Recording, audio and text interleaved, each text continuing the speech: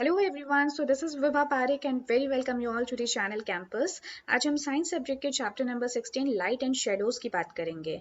तो हम जानते हैं कि हमारे आसपास में जो भी कुछ हम देख पा रहे हैं उसका सीधा सा कारण है लाइट। तो लाइट का होना ज़रूरी है हम ताकि अपने आसपास की चीज़ों को देख सकें और उनको एंजॉय कर सकें, राइट। जो डिफरेंट कलर्स आप देख पा रहे हो, जो भी कुछ आप देख पा रहे हो, बिना लाइट के वो पॉसिबल नहीं है। अगर आप इन्हीं चीज़ों को रात में देखते हो तो रात में क्योंकि लाइट नहीं होती जो कि हमें सन से मिलती है या फिर आर्टिफिशियल लाइट से मिलती है, तो क्योंकि वो नहीं होती तो उनको हम देख भी नहीं पाते। सो लाइट इज नेसेसरी ताकि हम हर चीज़ जो भी हमारे आसपास है उनको देख सकें।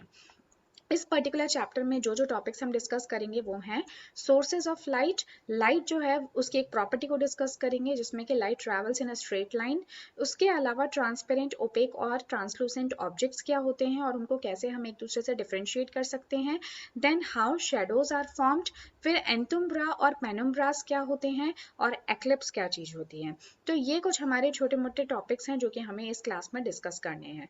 तो जैसे कि अभी मैंने आपसे कहा कि आपके आसपास में जो भी चीज़ें हैं उनको आप डे टाइम में बड़ी आसानी से देख पाते हो, लेकिन अगर वहीं पे रात में अगर लाइट्स वाइट सब कुछ ऑफ कर दिया जाए, जब सनलाइट भी नहीं होती, उस टाइम पे अगर आपको चीज़ों को देखना हो तो आपको देखने में बहुत डिफिकल्टी होती है और कुछ भी दिखाई नहीं देता। तो इसका मतलब ये है कि डार्क में there is absence of light, light नहीं होती और लाइट ज़रूरी है हमारे आसपास की चीज़ों को देखने के लिए।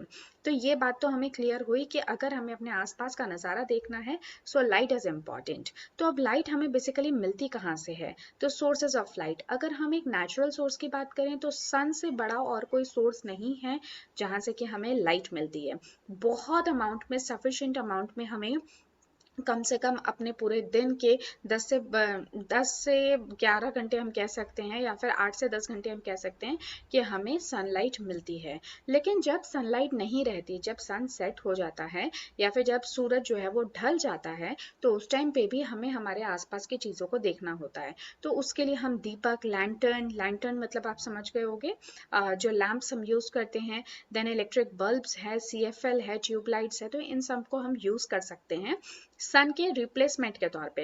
हालांकि इनमें से कोई भी ऐसा नहीं है जो कि सन की जितनी रोशनी प्रोवाइड कर सके, बट फिर भी कम से कम ये हमारे कमरे की या फिर हमारे घर की रोशनी हमको दे सकते हैं, कुछ एरिया में रोशनी दे सकते हैं। तो क्या है, हम इन दोनों को आपस में डिफ्रेंशिएट कर सकते हैं। देखो सन है, सन को ना हमने बनाया है ना हमने ऐसा कुछ बनाया नहीं है हमने, राइट।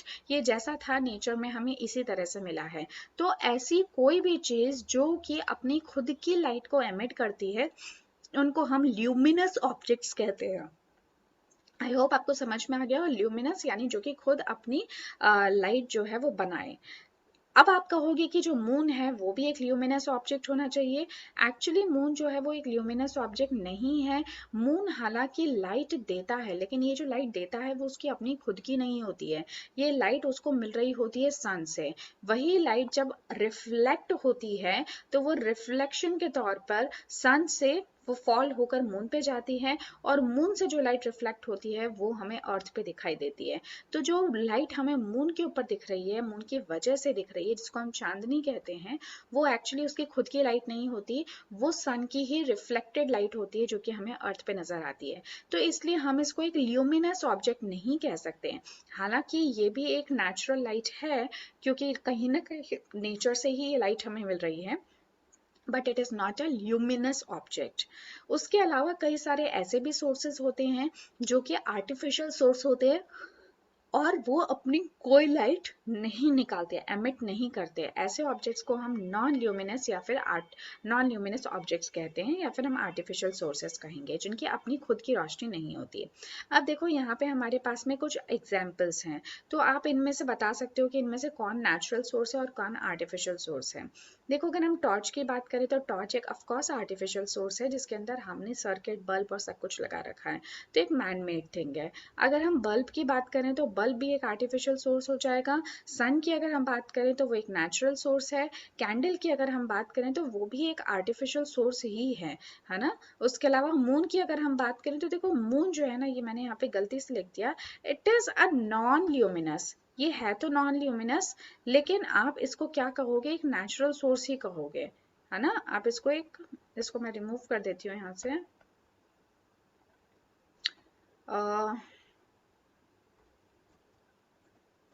ओके तो यहाँ पे हम लिख देते हैं, इसको नेचुरल सोर्स के अंदर डाल देते हैं। ऑल्दो ये है नॉन ल्यूमिनस, लेकिन फिर भी क्योंकि इसकी लाइट जो है वो हमें नेचर से मिल रही है, इसलिए हम इसको नेचुरल सोर्स बोल देंगे। क्लियर है? उसके अलावा अगर हम स्टार्स की बात करें तो स्टार्स भी क्या होते हैं? नेचुरल ही। सन भी तो एक तरह का स्टार ही है, तो स्टार्स भी जो है वो नेचुरल सोर्स होते हैं। उसके अलावा अब एक प्रॉपर्टी है that light travels in a straight line. Light जो है वो हमेशा एक स्ट्रेट लाइन में ट्रैवल करती है। इसको आप कैसे कंफर्म कर सकते हो, वेरीफाई कर सकते हो? तो उसके लिए आपको करना क्या है, आपको एक टेबल लेनी है, एक तरफ आप मोमबत्ती जलाओगे और उसके पीछे के साइड में आप कार्डबोर्ड्स रखोगे जो कि इक्वल साइजेस के होंगे। अब इन कार्डबोर्ड के अंदर आपको एकदम मिडिल में एक होल करना है इस तरह से कि ये जो मोमबत्ती की लौ है वो आपको वहां से नजर आ सके। ओके अब क्या है, जब क्योंकि ये सबके सब एक ही स्ट्रेट लाइन में रखे हैं, तो जब आप उसको देखोगे दूसरी तरफ से कार्डबोर्ड के, तो आपको मोमबत्ती की लौ दिखाई देगी। इसका मतलब ये है कि जो लाइट है जो कि यहाँ से मोमबत्ती से आ रही है, वो बिल्कुल स्ट्रेट पाथ में ट्रैवल करके आपकी आंखों तक पहुंचती है। तो यहाँ से ये कंफर्म होता है कि लाइट जो है वो स्ट्रेट लाइन में ट्रैवल करती है। बट अगर हमें इसे फर्दर रिकन्फर्म करना है तो हमें क्या करना होगा कि अगर हम इन्हीं कार्डबोर्ड में से कुछ कार्डबोर्ड की, लेट्स से कि अगर बीच वाला कार्डबोर्ड है या कोई भी कार्डबोर्ड, अगर आप उसकी पोजीशन को थोड़ा सा चेंज कर दो, तो अब होगा क्या कि जो लाइट है वो पहले इस कार्डबोर्ड पे पहुंचेगी लेकिन अब होल के थ्रू पास नहीं हो पा रही है। तो ऐसे में आप देखोगे कि आपको कोई लॉ जो है वो नजर नहीं आएगी। इसका मतलब कहने का ये है कि जो लॉ है वो स्ट्रेट लाइन में तो ट्रैवल कर रही है, लेकिन अगर ये होल जो है वो थोड़ा इधर उधर शिफ्ट हो जाता है, तो ऐसा नहीं है कि लाइट आपकी आंखों तक कोई अलग से वेवी फॉर्म में या कर्व फॉर्म में आप तक पहुंचेगी। तो कहने का मतलब है कि लाइट हमेशा ही स्ट्रेट लाइन में ही ट्रैवल करती है। तो ये एक्टिविटी इस चीज को हमें कंफर्म कर देती है। ओके दूसरी एक और एक्टिविटी आप कर सकते हो। ये दो बच्चे हैं, एक के पास में एक स्ट्रेट पाइप है और एक के पास में एक कर्व्ड या फिर बेंड पाइप है। अब दोनों को ही हमने मोमबत्ती दे रखी है और दोनों को करना क्या है, मोमबत्ती के लौ को देखना है। तो जो पहला बच्चा है जिसके पास में एक स्ट्रेट पाइप है, तो उसने दोनों तरफ उसके होल हैं, तो क्योंकि वो स्ट्रेट है तो वो बहुत इजीली जो भी लाइट यहाँ से निकल रही है उसको देख पा रहा है। लेकिन वो वाला बच्चा जिसका कि पाइप बैंड है, तो ये जैसे ही लाइट उसके पास जाएगी तो ये स्ट्रेट लाइन में ही ट्रैवल करेगी, बट क्योंकि हमारा पाइप ही बैंड है तो ये लाइट कभी भी इस बच्चे की आंखों तक नहीं पहुंच पाएगी और ये उसकी लॉ को नहीं देख पाएगा। तो अगेन हमें इस एक्टिविटी से भी कंफर्म हो जाता है that light travels in a straight line always. उसके अलावा मैंने आपसे कहा कि हमारे पास में अलग अलग तरह के ऑब्जेक्ट्स हमारे आसपास हमें दिखाई देते हैं। कुछ ट्रांसपेरेंट होते हैं, कुछ ऑपिक होते हैं और कुछ ट्रांसलूसेंट होते हैं। तो ये सब चीजें क्या है, देखो ट्रांसपेरेंट की अगर जैसे यहाँ पे इन्होंने कुछ एग्जांपल्स दिए हैं, ग्लास हो गई, टेक्स्ट बुक हो गई, कार्डबोर्ड हो गया, प्लेट हो गई, स्पेक्टिकल्स हो गए, ये कुछ एग्जाम्पल्स है। अब आपको ये पहचानना है इनमें से कौन है जो कि ट्रांसपेरेंट होंगे, ओपेक होंगे या ट्रांसलूसेंट होंगे। तो आप ये कैसे पता करोगे? तो उसके लिए आप करना क्या है, आपको कि इन सभी ऑब्जेक्ट्स को बारी बारी से आप एक एक करके रखोगे और दूसरी तरफ मतलब अपनी आंखों के दूसरी तरफ, बीच में तो ये सामान है और उसके दूसरी तरफ आप एक इलेक्ट्रिक बल्ब को ग्लो करोगे। अब आपको ये देखना है कि इनमें से कौन सा ऐसा सब्सटेंस, ऐसा मटेरियल है जिसके आर पार से आप इस इलेक्ट्रिक बल्ब को इजीली ग्लो होता हुआ देख पाते हो और कौन है जिसको ग्लो होता हुआ नहीं देख पाते। जिसको आप ग्लो होता हुआ, जिसमें आप बल्ब को ग्लो होता हुआ देख पाते हो क्लियरली, उसको हम ट्रांसपेरेंट ऑब्जेक्ट कहते हैं। जिसके थ्रू आप बल्ब को ग्लो होता हुआ प्रॉपरली नहीं देख पाते, उसको ओपेक ऑब्जेक्ट कहते हैं। और जहां पे आप हल्का हल्का ब्लर्ड वे में इलेक्ट्रिक बल्ब को ग्लो होता हुआ देख पाते हो, उनको ट्रांसलूसेंट ऑब्जेक्ट्स कहते हैं। तो मैं आपको यहाँ पे बता देती हूँ कि बेसिकली फिर ये आपके तीनों के तीनों ऑब्जेक्ट्स हुए क्या। जैसे कि जब आपने लाइट का सोर्स हमारा यहाँ पे है इलेक्ट्रिक बल्ब, तो light can travel without any obstruction. जिन ऑब्जेक्ट्स के थ्रू उनके आर पार लाइट जो है वो बिना किसी ऑब्स्ट्रक्शन के इजीली ट्रैवल कर पाती हो, उनको हम कहते हैं ट्रांसपेरेंट ऑब्जेक्ट। तो आपका ग्लास हो गया, एयर हो गया, क्लीन वाटर, इन सब के थ्रू, या फिर कुछ कुछ प्लास्टिक्स भी ऐसे होते हैं जिनके आर पार आप बहुत अच्छे से इजीली देख सकते हो, तो ये सब ट्रांसपेरेंट कहलाएंगे। ओपेक ऑब्जेक्ट्स वो होंगे जिनके आर पार आप लाइट को ट्रैवल होता हुआ नहीं देख सकते, यानी अगर आप दूसरी साइड में बल्ब को रखोगे तो उसकी लौ को आप उसके ग्लो को आप देख नहीं पाओगे। इस तरह के ऑब्जेक्ट्स आपके ओपेक होते हैं, जैसे कि मेटल हो गया, वुड हो गया, कार्डबोर्ड हो गया, स्टोन्स हो गया। उसके अलावा ट्रांसलूसेंट ऑब्जेक्ट्स वो होते हैं जिसके थ्रू आप लाइट को देख तो पाते हो लेकिन उतनी क्लियर तरीके से आप नहीं देख पाते। जैसे कि अगर आप सिंपल एक शीट ऑफ पेपर लेते हो और दूसरी तरफ आप इलेक्ट्रिक बल्ब जो कि ग्लो कर रहा है उसको रखते हो, तो आप क्या देखोगे कि उस शीट ऑफ पेपर के थ्रू आप थोड़ा बहुत लाइट को देख पा रहे हो पर उतना क्लियरली नहीं देख पा रहे।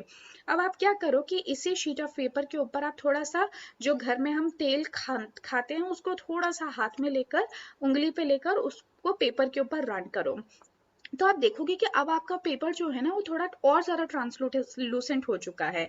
या फिर जो मेल्टेड बटर है वो भी आप लगा सकते हो, तो वो और ज़्यादा ट्रांसलूसेंट हो गया, यानी अब आपको और ज़्यादा क्लियरली बल्ब ग्लो होता हुआ दिखाई देगा। बट स्टिल वो उतना अच्छे से आपको प्रॉपरली नहीं दिख पाएगा जितना कि ट्रांसपेरेंट ऑब्जेक्ट्स में दिख पा रहा था। इस तरह के जो आपके मटेरियल होते हैं जिनके थ्रू आप आर पार देख सकते हो पर उतना क्लियरली नहीं देख पाते, उसको हम कहते हैं ट्रांसल्यूसेंट ऑब्जेक्ट्स। तो इसका एग्जाम्पल आपके सामने ये रहा, ड्रॉप ऑफ कुकिंग ऑयल अगर हम डाल दें किसी पेपर शीट के ऊपर। ओके और भी इसके कुछ एग्जाम्पल्स हैं जिसमें कि आपका ऑयल आ जाएगा, ऑयल ड्रिप्ड पेपर आ जाएगा, बटर पेपर आ जाएगा, ट्रेसिंग पेपर, रफ ग्लास, ये सब कुछ एग्जाम्पल्स हैं हमारे ट्रांसलूसेंट ऑब्जेक्ट्स के। नेक्स्ट जो हमारा टॉपिक आता है कि शेडो किस तरह से बनती है, यानी कि आप सबने देख रखा होगा, आप सबने ये सब छोटे मोटे खेल अपने बचपन में भी किए होंगे, अब भी करते होंगे, जिसमें कि आप शेडो कुछ अपनी एक्टिविटीज से अपने हाथों से या फिर कहीं पे भी जब आप ट्रैवल कर रहे हो तो आप अपनी शेडो के साथ में, अपनी छाया के साथ में खेलते हो। तो ये छाया जो है वो एक्चुअली बनती कैसे है, तो ये हमें कुछ टॉपिक है अभी डिस्कस करना। तो अब इसके लिए आप क्या कर सकते हो, अगेन यही वाली एक्टिविटी जो आप सबने बचपन में की है इसी को आपको करके देखना है।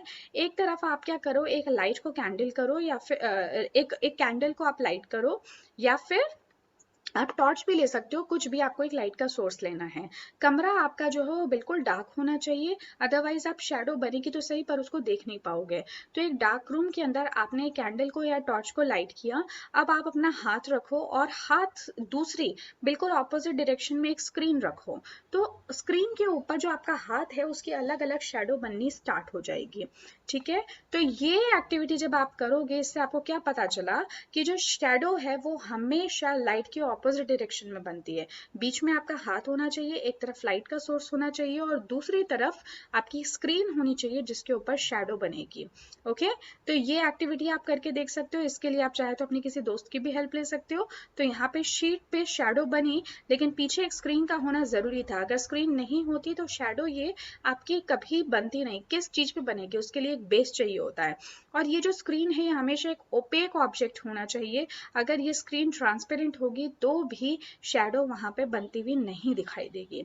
So this is important. तो हमने कुछ कुछ चीजें देखी कि शेडो जो है वो हमेशा एक स्क्रीन पे बनती है। अब ये स्क्रीन कोई भी ओपेक ऑब्जेक्ट हो सकता है, ये आपकी फ्लोर हो सकती है, वॉल हो सकता है, ग्राउंड हो सकता है, बिल्डिंग हो सकती है, या फिर जैसे अभी एक्टिविटी में हमने कार्डबोर्ड को देखा वो भी हो सकता है। तो देखो यहाँ पे कुछ कुछ बातें हमें लाइट के बारे में पता चली। क्या कि जब लाइट जो है वो किसी ओपेक ऑब्जेक्ट के ऊपर फॉल करती है तो उसकी इमेज बनती है स्क्रीन के ऊपर, और ये स्क्रीन कैसी होनी चाहिए, ये भी एक ओपेक ऑब्जेक्ट होना चाहिए। इसी जो इमेज है इसको हम शेडो कहते हैं, और जो शेडो है वो हमेशा सोर्स ऑफ लाइट के ऑपोजिट डायरेक्शन में बनती है। तो आई होप आपको ये समझ में आ गया होगा। ये स्टेटमेंट कहने का मतलब ये है कि जब हमने कैंडल को रखा था और बीच में अपने हाथ को रखा और इस कैंडल की रोशनी जब हमारे हाथ पे पड़ी, हमारा हाथ एक ओपेक ऑब्जेक्ट है, तो हमारे हाथ की इमेज एक स्क्रीन के ऊपर पड़ी, वो स्क्रीन जो है वो भी एक ओपेक ऑब्जेक्ट होना चाहिए। जो इसके ऊपर इमेज बनी उसी को हम शेडो कहते हैं। और हमने देखा कि हमारे हाथ के एक तरफ तो लाइट का सोर्स था और दूसरी तरफ शेडो थी, तो शेडो हमेशा ही लाइट के सोर्स के ऑपोजिट डायरेक्शन में बनती है। तो ये बहुत इंपॉर्टेंट कुछ पॉइंट्स थे जो कि आपसे पूछे जा सकते हैं शेडो से रिलेटेड। देन हमारा एक नेक्स्ट टॉपिक आता है एंटुम्ब्रा और पेनुम्ब्रा। ये सब क्या होता है? देखो, एंटुम्ब्रा और पेनुम्ब्रा का मतलब है, इसके लिए भी आप एक छोटी सी एक्टिविटी कर सकते हो। जैसे कि आपने यहाँ पे एक लाइट का सोर्स लिया, जैसे कि टॉर्च। अब आपने एक छोटा सा कार्डबोर्ड रखा और पीछे आपने एक और एक बड़ा कार्डबोर्ड या फिर वॉल रखा।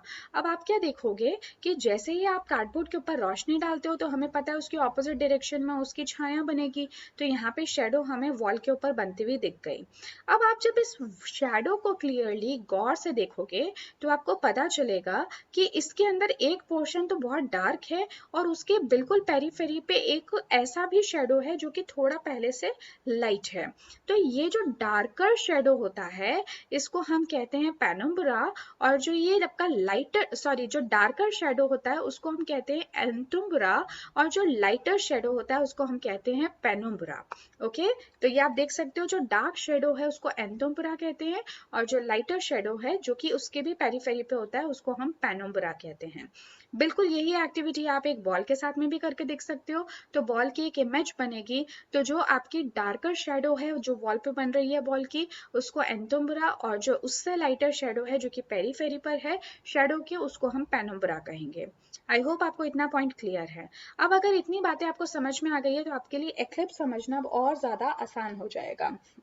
एक्लिप्स जो है, ये वर्ड आप लोगों ने जरूर सुन रखा होगा, लूनर एक्लिप्स और सोलर एक्लिप्स, यानी कि चंद्र ग्रहण और सूर्य ग्रहण। क्या होता है ये? हम सभी जानते हैं कि जो अर्थ है वो सन के चारों तरफ चक्कर लगाता है और जो मून है वो अर्थ के चारों तरफ चक्कर लगाता है। राइट, इतनी बात हम समझते हैं। अब होता क्या है कि कई बार ये ऐसा बहुत कम होता है, लेकिन कई बार ऐसा भी हो जाता है कि अर्थ, सन और मून तीनों ही एक दूसरे के साथ बिल्कुल एक स्ट्रेट लाइन में आ जाते हैं। तो उसी के कारण हमारा एक्लिप्स बनता है, या तो सोलर एक्लिप्स या फिर लूनर एक्लिप्स। तो अब हम देख लेते हैं कि दोनों ही एक्लिप्सेस में आखिर होता क्या है। पहली बात तो सन, अर्थ और मून तीनों ही एक स्ट्रेट लाइन में आ जाते हैं और एक एक्लिप्स फॉर्म करते हैं। जैसे कि मैंने आपको बताया, दो तरह के एक्लिप्स होते हैं, या तो सूर्य ग्रहण या फिर चंद्र ग्रहण।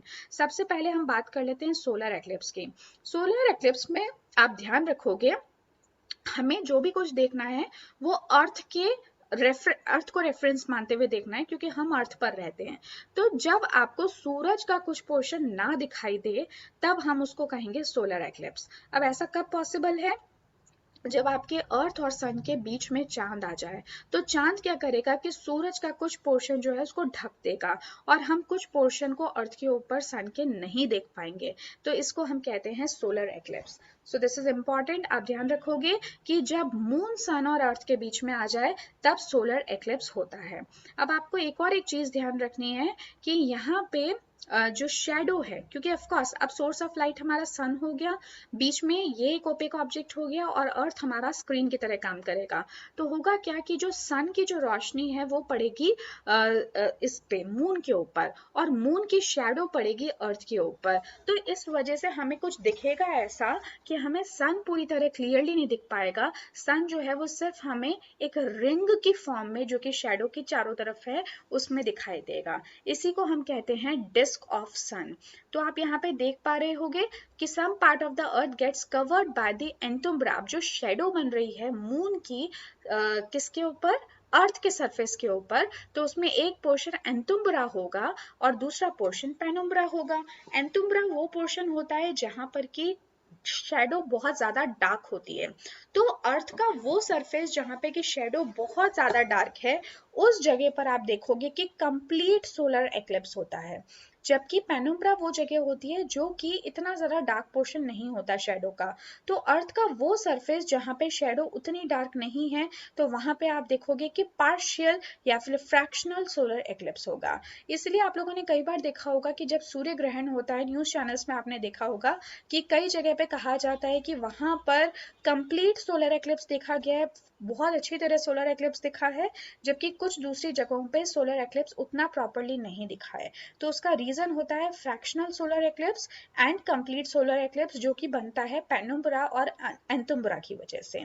ओके, अब जब कंप्लीट सोलर एक्लिप्स होता है तो उस टाइम जो आउटर एज होती है सन की, वो हमें इस तरह से एक डिस्क की फॉर्म में दिखाई देती है, एक रिंग की फॉर्म में दिखाई देती है। और ये जो रिंग है जिसमें कि बाहर बाहर की तरफ सन की इंटेंस रोशनी हमें देखने को मिलती है, जिससे कि रिंग की पेरिफेरी बनती है, this could be very harmful for us. इसीलिए कहा जाता है कि कभी भी सोलर एक्लिप्स को नेकेड आई से कभी नहीं देखना चाहिए, इससे आपकी आंखें डैमेज हो सकती हैं because of the intensity of the sunlight जो कि हमारी आंखों पर आकर पड़ती है। ओके, सो आई होप आपको सोलर एक्लिप्स अच्छे से समझ में आ चुका है। Then coming to the another topic which is lunar eclipse. Lunar eclipse जो है, लूनर वर्ड जो है वो मून से रिलेटेड है।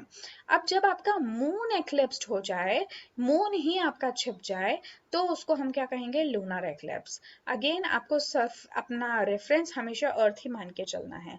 अब होगा क्या कि जब सन की रोशनी, सन अभी भी हमारा सोर्स है, तो जब सोर्स की रोशनी हमारे अर्थ के ऊपर पड़ेगी, अर्थ एक ओपेक ऑब्जेक्ट है।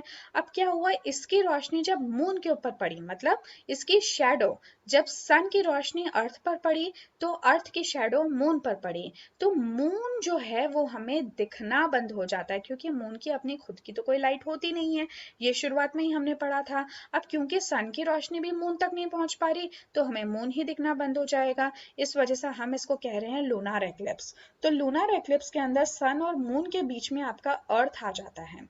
ओके, लूनर एक्लिप्स जो है वो हमारे लिए इतना खतरनाक नहीं होता, हमारी आंखों के लिए इतना खतरनाक नहीं होता, बट सोलर एक्लिप्स जो है वो आंखों के लिए बहुत ज्यादा खतरनाक हो सकता है। तो जो आप ये ध्यान रखोगे बस यहाँ पे, कि जो लूनर एक्लिप्स है ना वो हमेशा फुल मून लाइट में होता है, जबकि जो सोलर एक्लिप्स है वो हमेशा न्यू मून नाइट में होता है। ठीक है, तो ये चीज आप ध्यान रखोगे। फुल मून मतलब हमारा पूर्णिमा, पूर्णिमा के दिन आपको लूनर एक्लिप्स दिखाई देता है। ओके, सो आई होप आपको इतना जो टॉपिक है वो बिल्कुल अच्छे से क्लियर हो चुका है। ये कुछ ऐसे टॉपिक्स हैं जो कि हम हमारी डे टू डे लाइफ में जिनसे डील करते हैं, तो इनको पढ़ना भी इंटरेस्टिंग है, इनको समझना भी इंटरेस्टिंग है, और इनके पीछे क्या साइंस है वो जानना भी बहुत इंटरेस्टिंग है। तो आई होप आपको ये छोटे से टॉपिक समझ में आ गए होंगे, लाइट और शेडो से रिलेटेड। ये कुछ इसकी छोटी सी समरी है जो भी अभी तक हमने पढ़ा है, जिसको कि एक बार आप एक बार और देख सकते हो, बट इन सभी टॉपिक्स को हम इजीली अच्छे से कवर कर चुके हैं। So now we have some of the questions related to this chapter, ताकि हमें और अच्छी कमांड मिल सके इस टॉपिक के ऊपर। So the first question we have is, Which of the following is an opaque object? इनमें से आपको क्या लगता है कि कौन एक opaque object है? ग्लास, वाटर, केरोसिन या फिर वुड? तो देखो सीधी सी बात है कि जो ग्लास है वो तो आपका डिपेंड करता है हालांकि क्वालिटी के ऊपर, पर most of the time glasses जो है वो ट्रांसपेरेंट ऑब्जेक्ट होती है, वाटर भी ट्रांसपेरेंट होता है, और केरोसिन जो है वो ट्रांसल्यूसेंट हो जाएगा। लेकिन अगर हम वुड की बात करें तो वुड तो हमेशा ही कैसा रहेगा, एक, वुड विल ऑलवेज बी, इसको थोड़ा चेंज कर लेती हूँ मैं। ओके, सो वुड इज, ये सिलेक्ट नहीं हो पा रहा है, ओके आई थिंक थोड़ा सा ऊपर करना पड़ेगा मुझे। तो वुड जो है वो आपका एग्जाम्पल यहाँ पे आंसर हो जाएगा। So wood is an opaque object. Then coming on to an artificial source of light, इनमें से लाइट का आर्टिफिशियल सोर्स कौन सा है? देखो मैंने आपको बताया था, आप यहाँ पे आपको कंफ्यूजन मून और कैंडल में हो सकती है, सन और स्टार की तो अपनी खुद की लाइट होती है, बट यहाँ पे आप कंफ्यूज हो सकते हो मून और कैंडल के बीच में। तो आप ध्यान रखो यहाँ पे जब इस तरह का ऑप्शन हो तो आपको हमेशा कैंडल पे टिक करना है।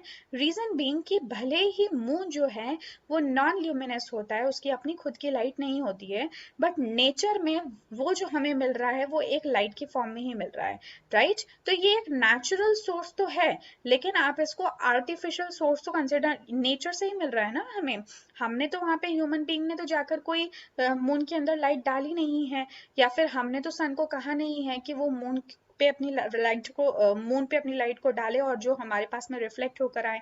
ये जो भी कुछ हो रहा है वो नेचर में अपने आप से हो रहा है, तो ये आर्टिफिशियल सोर्स नहीं कहलाएगा, लेकिन एक नॉन ल्यूमिनस ऑब्जेक्ट जरूर कहलाएगा। बट अगर आपसे क्वेश्चन में आर्टिफिशियल सोर्स पूछा है, so your answer should be candle.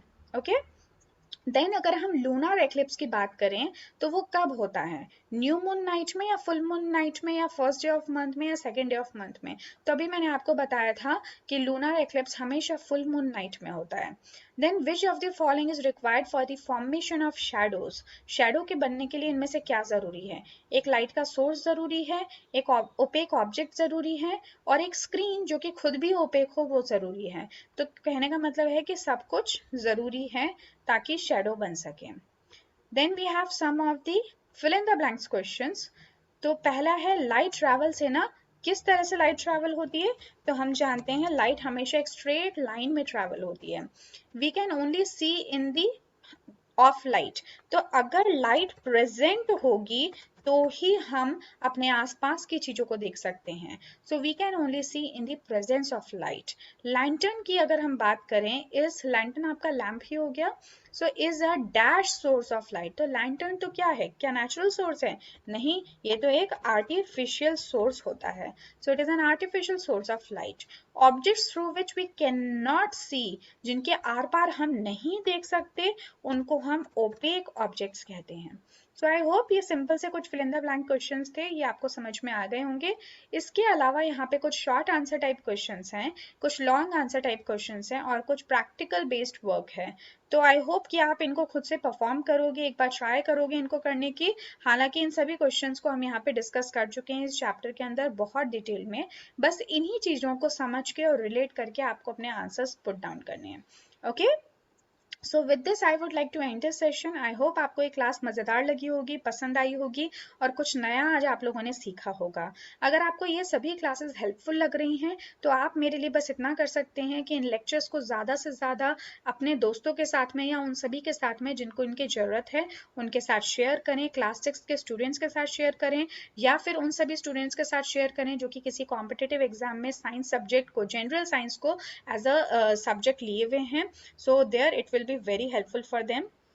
So this is all from my side for today's session. बहुत जल्द मिलूंगी आपके साथ एक और एक चैप्टर के साथ में.